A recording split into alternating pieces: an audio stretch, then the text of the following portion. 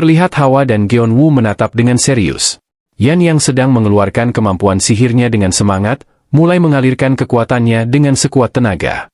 Sehingga muncul titik cahaya di salah satu lahan yang diamati Geonwoo. Geonwoo dan Hawa sangat takjub dengan sihir yang dikeluarkan Yan. Yan sangat berusaha keras untuk mengeluarkan setiap sihir yang ia miliki. Hingga yang awalnya hanya bibit tanaman di dalam tanah, dengan kekuatan yang mengalir, berubah menjadi sebuah tunas dengan 2 daun. Tanaman itu terus tumbuh menjadi tanaman merambat. Tanaman itu mulai tumbuh memanjang, dan akhirnya menghasilkan buah. Geonwoo takjub dengan sihir Yan dan ia juga baru mengetahui bahwa tanamannya berbentuk tanaman merambat. Sementara itu, Yan sudah tidak tahan lagi mengalirkan sihirnya untuk menumbuhkan tanaman tersebut. Ia pun menanyakan kepada Geonwoo apakah tanamannya sudah tumbuh. Geonwoo terkejut dan buru-buru menyuruh Yan untuk berhenti menggunakan sihirnya. Keringat memenuhi wajah Yan, namun ia memaksa tersenyum dan bertanya apakah tanaman itu bisa ditanam di sini. Melihat buah yang jatuh langsung ke tanah, Geonwoo merasa perlu memberikan penopang agar batangnya tetap tegak. Selain itu, tanaman ini cukup banyak menyerap air, sehingga membuat tanah cepat menjadi kering. Melihat buah yang ada di tangannya, Geonwoo hanya bisa menyarankan mereka untuk menguji coba beberapa kali lagi. Yan sangat kaget. Ia sudah kewalahan dalam menumbuhkan tanaman dan meminta izin kepada Geonwoo untuk mengajak para elf lainnya. Ia sudah tidak sanggup menumbuhkan tanaman itu sendirian. Sedangkan Soa hanya menggeleng-gelengkan kepala ketika melihat semua itu. Beberapa saat kemudian, Geonwoo dan Hawa pun telah selesai dengan pekerjaan mereka. Terlihat tanaman telah ditopang semua, sehingga tanaman bisa tumbuh dengan lebih baik. Karena tanamannya menyerap banyak air, Geonwoo membuat kolam air di bawah tanaman tersebut. Geonwoo juga mengucapkan terima kasih kepada para elf yang telah bekerja keras. Terlihat para elf merasa kelelahan setelah membantu Geonwoo menanam tanaman. Karena mereka semua telah bekerja keras, Geonwoo berencana untuk menyajikan daging berkualitas terbaik untuk semua para elf. Tentu saja, mendengar ini, para elf menjadi cerah dan bersemangat kembali. Geonwoo hanya bisa tersenyum kecil melihat para elf yang sangat suka dengan daging. Di sisi ladang lainnya, tanaman baru yang ditanam Geonwoo tidak seperti tanaman sebelumnya. Tanaman ini tidak memakan waktu lama untuk tumbuh dan tidak memerlukan perawatan khusus lainnya, sehingga uji cobanya bisa langsung terselesaikan. Sementara itu, Yan dan Han telah membawa batu besar untuk menjadi meja daging. Akhirnya, pekerjaan dan pesta makan daging pun selesai dengan cepat. Geonwoo dan anak-anak kemudian keluar dari tanah persawahan. Kemudian Hawa dengan cerianya meminta sesuatu kepada Geonwoo. Geonwoo hanya tersenyum dan memberikan ponselnya kepada Hawa. Dengan sangat fokus, Hawa mulai mengetik sesuatu. Hawa pun dengan senang hati berteleponan dengan Yuna. Yuna sangat senang menerima telepon dari Hawa. Ia sudah menunggu cukup lama untuk Hawa menelponnya. Hawa pun sama, sangat senang dan riang bisa berteleponan dengan Yuna. Semua orang hanya bisa tersenyum melihat Hawa. Sedangkan Soah merasa bingung. Belakangan ini, Hawa terus-menerus menelpon Yuna, membuat Soah heran apakah seseru itu menelpon. Geonwoo menjelaskan bahwa selama ini Hawa kesulitan untuk menelpon, bahkan jika ia menelpon pun tidak ada yang mengerti ucapannya. Ditambah lagi, yang dihubungi Hawa adalah Yuna, yang tentu membuat Hawa sangat senang. Geonwoo bersyukur melihat Hawa tampak senang dan bahagia. Mereka akhirnya sampai di rumah. Ayah dan ibu sudah menyambut mereka untuk makan malam bersama. Namun, Geonwoo sudah makan, yang membuat ibu sangat marah. Geonwoo tidak mengabari mereka sebelumnya, sehingga ayah dan ibu menunggu dengan perut kosong. Sementara itu, Hawa masih asik berteleponan dengan Yuna. Geonwoo menyuruh anak-anak untuk segera mandi, dan tidak lupa Hawa juga dinasehati untuk segera mandi dan makan, baru setelah itu boleh kembali menelpon. Tentu saja, Hawa menyetujui apa yang Geonwoo katakan. Terlihat anak-anak sudah selesai mandi dan mengenakan pakaian yang rapi dan bersih, dengan wajah yang sangat bahagia. Setelah mereka mandi, ibu memanggil Hawa untuk kembali makan. Tentu saja, Hawa sangat senang hingga meneteskan air liurnya. Terlihat nasi yang menumpuk dan daging di depan Hawa. Geonwoo hanya bisa bertanya-tanya, kemana makanan yang Hawa makan sebelumnya. Tak lama kemudian, ponsel Geonwoo berdering. Ternyata Yuna yang menelepon. Geonwoo tidak berpikir panjang, segera menjawab telepon tersebut. Tiba-tiba, El mengingatkan neneknya untuk menonton sinetron Tukang Bubur Naik Haji Season 7 Keturunan. Ibu baru ingat bahwa sudah waktunya ia menonton sinetron. Sambil menyalakan TV, ibu mengingat episode sebelumnya yang cukup seru. Bahkan Soah juga sangat suka sinetron tersebut. Geon-woo hanya tersenyum melihat ibu dan anak-anak yang sangat menikmati menonton sinetron. Kemudian, ia menjawab panggilan Yuna. Di seberang telepon, Yuna meminta Geon-woo segera membuka TV. Ternyata muncul sebuah berita nasional. Ibu dan anak-anak kesal karena saat mereka ingin menonton sinetron, malah muncul berita nasional. Berita itu memberitakan tentang keadaan darurat di Kairo, Mesir, di mana muncul kehidupan ekstraterestrial baru. Meskipun mereka tidak bisa berkomunikasi dengan bahasa manusia, mereka tidak melakukan tindakan yang merugikan dan tidak tampak seperti monster. Selain itu, masyarakat Mesir menganggap mereka sebagai keturunan dewa besi yang muncul dalam mitologi mereka. Terlihat para dwarf duduk terdiam. Sementara orang-orang di sekitar sedang asik memotret dan merekam mereka. Tiba-tiba, salah satu dwarf berdiri dan berteriak entah apa yang mereka teriakan. Setelah itu, masyarakat Mesir menganggap itu sebagai seruan dari dewa. Geon-woo terkejut.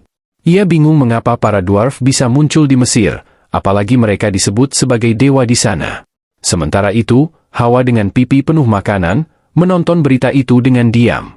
Karena kemunculan para dwarf yang mendadak, Geon-woo dan yang lainnya mengadakan rapat darurat di tanah persawahan dungeon. Kemudian Geon-woo dengan ragu memulai rapatnya.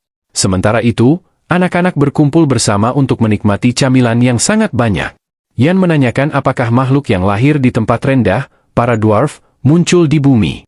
Knight mengonfirmasi bahwa itu benar dan mereka muncul di Mesir.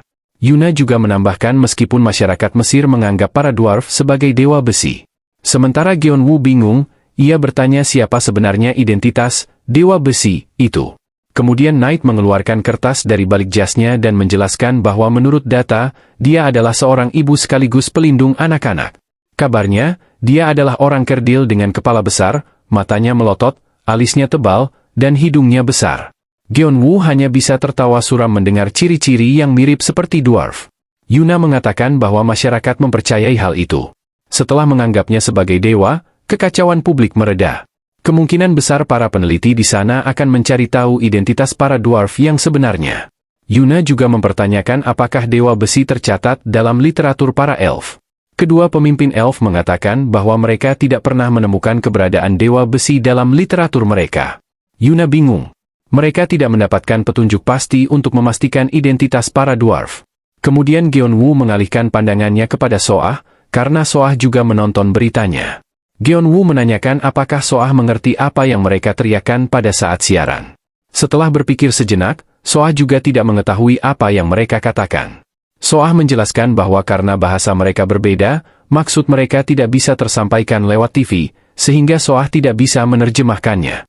Dengan wajah kocak dan air liur mengalir dari mulutnya, Soah mengatakan mungkin maksud mereka daging terasa enak, karena terlihat semua hidangan daging di depan para dwarf tampak lezat. Geon-woo hanya bisa tertawa mendengar pendapat Soah. Soah dengan sangat senang menawarkan bantuan jika Geon-woo membutuhkannya. Melihat minimnya informasi yang mereka dapatkan, Geon-woo berpikir bahwa mereka tidak bisa bertindak dalam waktu dekat. Selain itu, Geon-woo menganggap itu baik. Mau dianggap dewa atau dwarf, mereka diperlakukan dengan sangat baik di sana. Sementara Yan akan mengirim spirit untuk mencari tahu informasi lebih jauh lagi. Karena tidak ada lagi yang harus dibicarakan mengenai masalah dwarf, Yuna mengakhiri rapat dadakan mereka kali ini. Setelah itu, para pemimpin elf kembali ke desa untuk mencari informasi lewat literatur mereka. Setelah para pemimpin elf kembali ke desa, Geon-woo didatangi oleh anak-anak. Sementara itu, Yuna tiba-tiba memotong pembicaraan mereka. Yuna mengajak mereka bermain dan juga ingin menunjukkan kepada anak-anak sesuatu yang telah ia bawa. Namun dengan tampang murung dan keinginannya, El menolaknya. Meskipun mereka ingin bermain, hari ini mereka belum memulai pekerjaan mereka sama sekali, jadi mereka harus bertani. Bahkan Hawa pun penuh harap untuk bermain, tetapi apa daya, ia juga harus bertani. Yuna dengan tatapan tajam menatap Geon-woo dan dengan marah mempertanyakan apa maksud dari semua ini. Geon-woo hanya bisa tertawa canggung.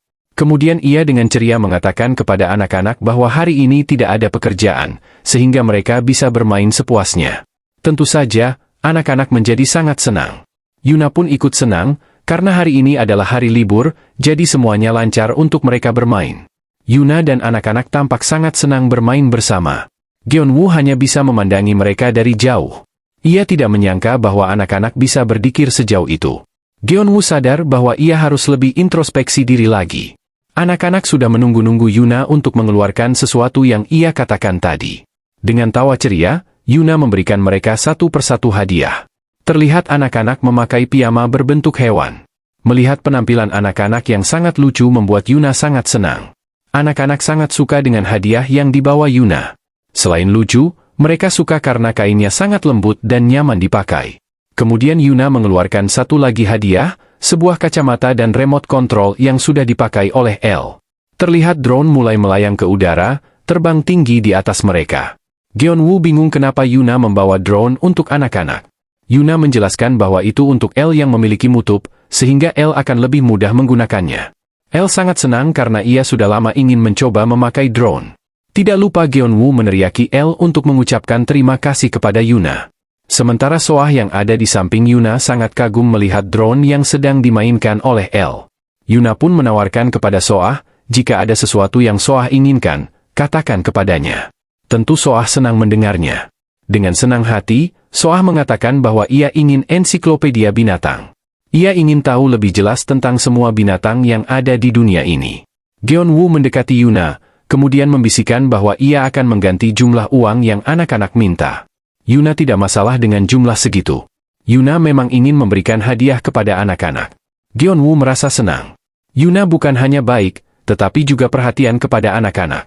Geon-woo banyak berterima kasih kepada Yuna. Geon-woo mengucapkan terima kasih kepada Yuna. Namun, Yuna bingung, terima kasih untuk apa? Ketika Geon-woo memikirkan apa yang ingin ia ucapkan terima kasih, Geon-woo berpikir keras dan mencari tahu apa. Yuna menyela pemikirannya dan menawarkan untuk memainkan drone juga, karena Yuna cukup banyak membawa drone. Geon-woo hanya memikirkan dua kata, dia sempurna. Geon-woo memandangi Hawa dan yang lainnya yang sangat senang bermain dengan mainan baru mereka. Geon-woo merasa senang melihat anak-anak bermain dengan riang, dan suasana menjadi sangat damai. Yuna bingung, bukankah keluarga Geon-woo selalu damai? Namun Geon-woo menceritakan pengalamannya yang membuat jantungnya hampir copot setiap saat. Dimulai dari para elf, dark elf, bahkan kali ini dwarf.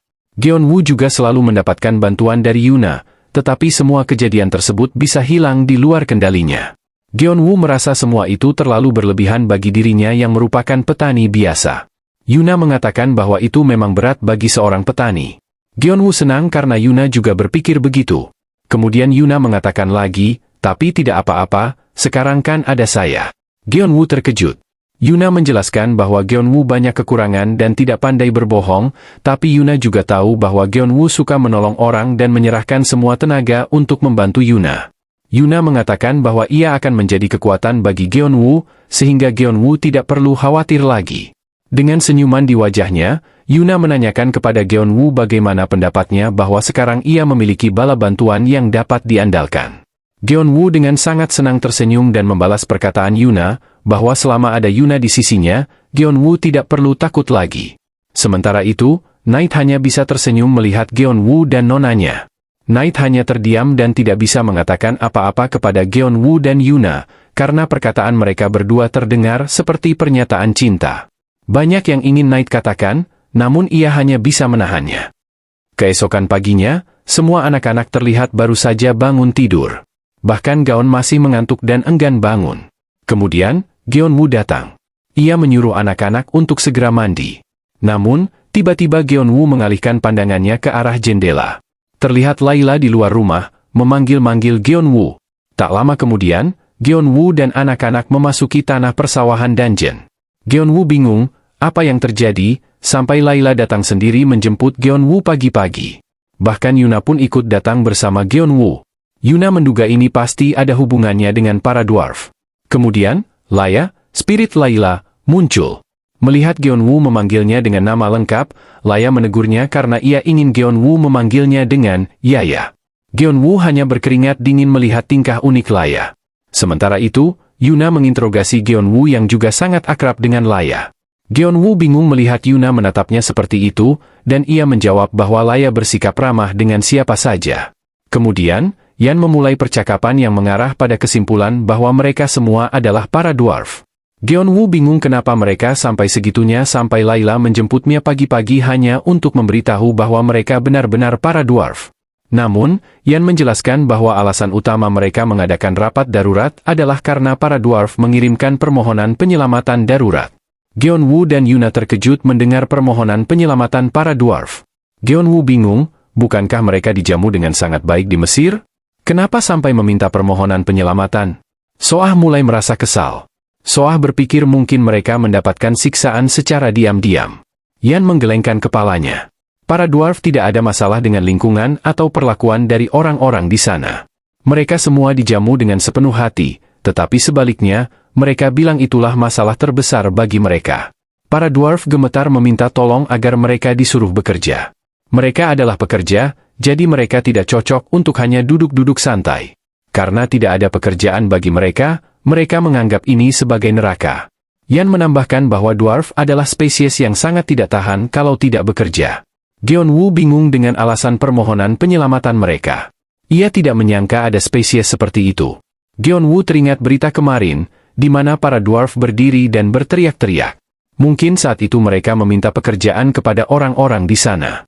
Layla mengatakan bahwa itulah alasan mereka ingin membantu secepatnya, dan dengan ragu Layla meminta izin kepada Geonwoo apakah tidak masalah. Geonwoo bingung, kenapa mereka butuh izinnya untuk menyelamatkan para dwarf?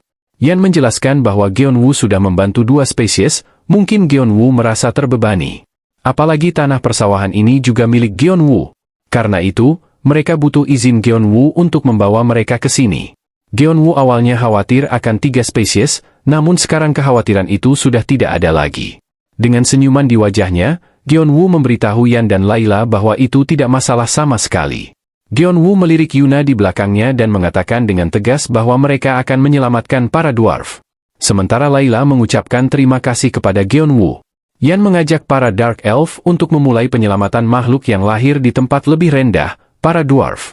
Semua orang sibuk untuk menyelamatkan para dwarf. Geonwoo dan Yuna hanya menonton mereka dari samping. Geonwoo masih bingung dan bertanya kepada Yuna. Meskipun ia ingin menyelamatkan mereka, apakah mereka boleh mengambil para dwarf begitu saja, mengingat masyarakat Mesir menganggap mereka adalah makhluk seperti dewa? Yuna pun memikirkan hal yang sama. Ia juga khawatir, namun ia berencana untuk memikirkan rencana dengan Night nanti. Kemudian, Yan dan Soah memanggil Geonwoo untuk mendekat. Dengan langkah berat, karena sudah terlambat, Geonwoo harus menyelesaikan semuanya sampai akhir dan fokus pada penyelamatan para dwarf. Tiba-tiba terlihat sebuah lingkaran sihir yang akan membawa para dwarf. Yan pun mulai mengeluarkan sihir untuk memanggil para dwarf, dan Han pun membantunya. Dengan kekuatan mereka berdua, tiba-tiba muncul salah satu kepala para dwarf. Geonwoo sangat senang melihat bahwa mereka berhasil, dan meminta Yan dan Han untuk terus melakukannya. Setelah pertemuan dengan para elf, sekarang Geonwoo menantikan pertemuan dengan para dwarf. Yan mulai mengeluarkan sihirnya dengan berusaha keras. Tiba-tiba kepala dwarf menghilang begitu saja, membuat Geonwoo bingung. Geonwoo khawatir akan kondisi Yan yang sepertinya tidak baik-baik saja. Tiba-tiba, Yan dan Han pun terjatuh lemah di atas tanah. Dengan lemah, Yan mengatakan bahwa ia kehabisan kekuatan sihir, dan penyelamatan mereka gagal. Kehabisan energi sihir pasti akan membahayakan Yan dan Han. Yan tidak mempermasalahkan itu karena energi sihirnya akan pulih dengan sendirinya. Namun masalahnya, mereka membutuhkan kekuatan sihir yang besar untuk membawa para dwarf. Karena jaraknya terlalu jauh, mereka berdua saja tidak cukup untuk melakukannya. Yuna kemudian menanyakan cara lain kepada Soah, karena Yuna tidak terlalu paham akan hal ini. Soah sangat bingung dan berpikir keras, kemudian mengatakan bahwa jika tidak ada kekuatan sihir, maka tidak ada cara lagi. Namun, Geonwoo yang mendengar tentang kekuatan sihir itu teringat bahwa Hawa memiliki kekuatan sihir yang besar. Dengan semangat, Geonwoo memberitahu Yan bahwa ada cara untuk menyelesaikan masalah itu. Dengan mendorong Hawa ke depan, Geonwoo mengatakan bahwa Hawa akan membantu menambahkan sihir ke dalam lingkaran sihir tersebut. Tentunya, Yan bingung menggunakan kekuatan Hawa. Namun, Geonwoo meyakinkan Yan bahwa Hawa pasti bisa melakukannya dan meminta pendapat Hawa tentang hal itu. Hawa tidak masalah dengan hal itu.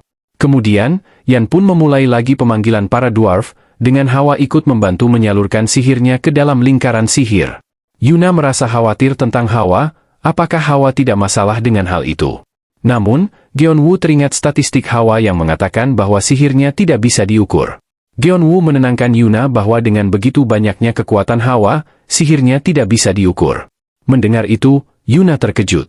Ia tidak menyangka bahwa Hawa memiliki kekuatan sebesar itu. Bahkan Gyeonwoo awalnya terkejut mengetahui fakta itu. Sementara itu, Soah terlihat sedang memikirkan sesuatu, membuat Gyeonwoo bertanya-tanya ada apa. Soah menghentikan Gyeonwoo untuk tidak mengganggunya berpikir. Ia mencoba mengingat sesuatu yang sepertinya sangat penting yang ia lupakan. Kemudian, teriakan muncul untuk menghentikan sihir mereka, namun mereka tidak bisa menghentikan sihir mereka. Kekurangan kekuatan sihir bisa diatasi dengan bantuan Hawa, namun itu adalah pemikiran yang sembrono. Karena Soah melupakan fakta yang telah dikatakan oleh spirit api tempo hari. Jika kekuatan muncul dengan kekuatan sihir tertentu, spirit api dan sejenisnya pasti akan secara otomatis terpengaruh. Dengan cepat, Soah melakukan sihir perlindungan terhadap Yuna dan Night. Dan buus, cahaya yang sangat terang menyelimuti mereka semua. Kobaran api dari spirit agung meliputi tanah persawahan dungeon, membuat Gyeonwoo dan Yuna tercengang. Dengan senangnya, spirit api menyapa Gyeonwoo karena mereka bisa bertemu kembali. Dan akhirnya, kekuatan Hawa yang tanpa batas malah membawa tamu yang tidak diundang. Demi untuk membawa para dwarf dari Mesir, mereka semua membutuhkan kekuatan Hawa. Dan hasil dari semua itu muncullah spirit agung. Gyeonwoo sangat kaget. Hawa sangat senang akan hal itu, karena makhluk yang tidak terduga datang menemui mereka. Terlebih lagi, muncullah spirit agung lainnya. Keempat spirit agung terwujud bersama-sama. Gyeonwoo panik, semua spirit agung muncul. Sedangkan Yan dan Han sudah pingsan karena tidak kuat dengan aura yang dikeluarkan oleh spirit agung tersebut. Gyeonwoo teringat akan Ye Jun dan Yera yang pingsan akibat kemunculan spirit agung. Kemudian ia teringat akan Yuna dan langsung berbalik untuk melihat kondisi Yuna. Bahkan Hawa pun khawatir apakah Yuna tidak apa-apa. Tapi syukurlah, Soah dengan cepat membuat pelindung bagi Yuna dan Night, sehingga mereka berdua tidak terkena dampak aura dari para spirit agung. Namun, Yuna yang masih terkejut, menanyakan apakah Gyeonwoo mengenal para spirit agung yang telah dipanggil. Gyeonwoo meminta maaf kepada Yuna, ia tidak bermaksud untuk memanggil spirit agung tersebut sehingga membuat Yuna terkejut. Namun, Yuna terkejut karena ia hanya mendengar mereka dari dongeng yang ayahnya bercerita. Kemudian, Gyeonwoo menegur para spirit agung yang tiba-tiba muncul, sehingga membuat para elf pingsan. Dengan tawa, spirit api meminta maaf karena selalu lupa untuk mengurangi dominasi auranya. Namun, spirit angin menegur spirit api bahwa itu memang menjadi harapan spirit api untuk melakukannya. Spirit api pun menjelaskan bahwa ia sudah memberitahu Soah bahwa mereka akan muncul jika ada pemanggilan dengan kekuatan sihir dalam jumlah tertentu. Sementara Hawa merasa malu dengan kekuatan luar biasa dari dirinya yang membuat semua spirit agung datang. Soah meminta maaf kepada Gyeonwoo karena ia melupakan hal sepenting itu. Gyeonwoo pun meminta mereka semua untuk kembali, karena Gyeonwoo tidak memiliki permintaan khusus kepada mereka. Spirit api kecewa karena mereka disuruh langsung pergi, padahal mereka sudah mengawasi sejak tadi. Spirit angin pun menambahkan, bukankah ada hal yang bisa kami lakukan? Namun, Gyeonwoo dengan tegas berkata, tidak ada. Tapi spirit tanah dengan singkat dan padat mengatakan masalahnya adalah para dwarf. Spirit air pun menambahkan bahwa tidak ada cara lain selain meminta bantuan mereka untuk membawa para dwarf ke sini.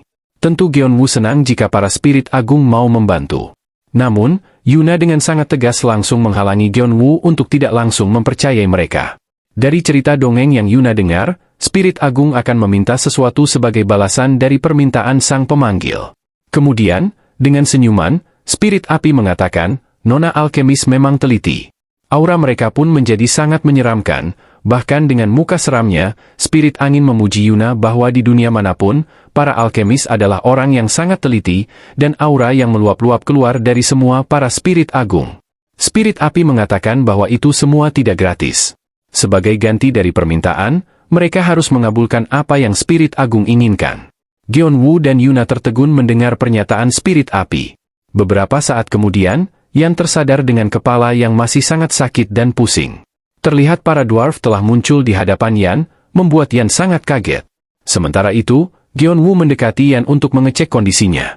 Yan bingung dan menanyakan apa yang terjadi, karena sihir mereka gagal, tapi kenapa para dwarf bisa datang. Gyeonwoo hanya bisa tersenyum dan menjelaskan bahwa banyak hal yang terjadi selama Yan dan Han pingsan.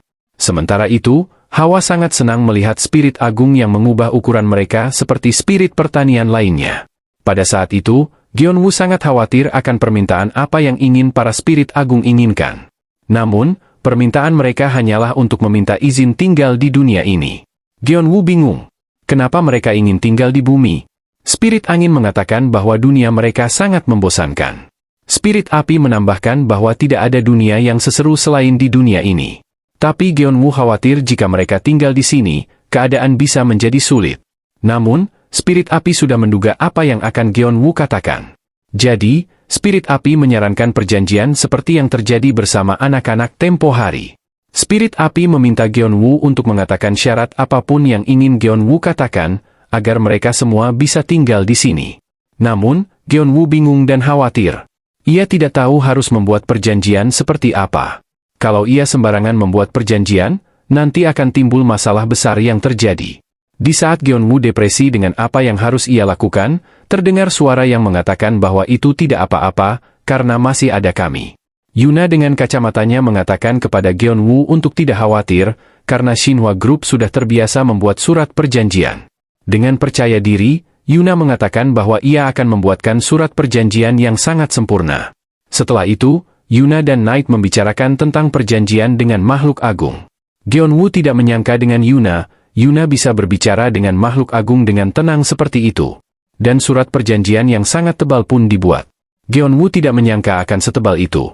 Yuna hanya bisa menjelaskan bahwa ia harus lebih teliti, agar mencegah kejadian yang tidak diinginkan. Dan dari isi perjanjian itu, yang terpenting adalah tanpa Gyeonwoo, mereka tidak bisa menggunakan kekuatan mereka. Mereka juga tidak bisa berjalan jauh dari Gyeonwoo, dan hanya satu makhluk yang boleh muncul perharinya di dunia ini. Dan yang terpenting, jika Gyeonwoo menginginkan mereka segera pulang ke dunia mereka, mereka akan langsung pergi. Dan lagi-lagi Gyeonwoo hanya bisa menerima kenyataan. Sekali lagi ia menanggung tanggung jawab besar. Bebannya bertambah lagi. Selain itu, untuk mempertahankan mereka, diperlukan kekuatan sihir hawa. Dan begitulah perjanjian yang telah mereka sepakati. Kemudian, makhluk agung memindahkan para dwarf dengan sekejap. Dan mereka pun memulai perjanjian mereka dengan mengubah ukuran bentuk mereka. Melihat perubahan makhluk agung, membuat anak-anak senang. Bahkan El yang biasanya takut, sekarang memiliki rasa ingin tahu yang besar tentang makhluk agung. Yan yang mendengar cerita dari Gyeonwoo sangat kaget, karena semua peristiwa besar terjadi saat ia pingsan. Kemudian, pemimpin dwarf mendekati Gyeonwoo dan mengatakan bahwa mereka juga terkejut tiba-tiba makhluk agung membawa mereka semua. Namun, mereka juga sangat senang karena bisa kabur juga.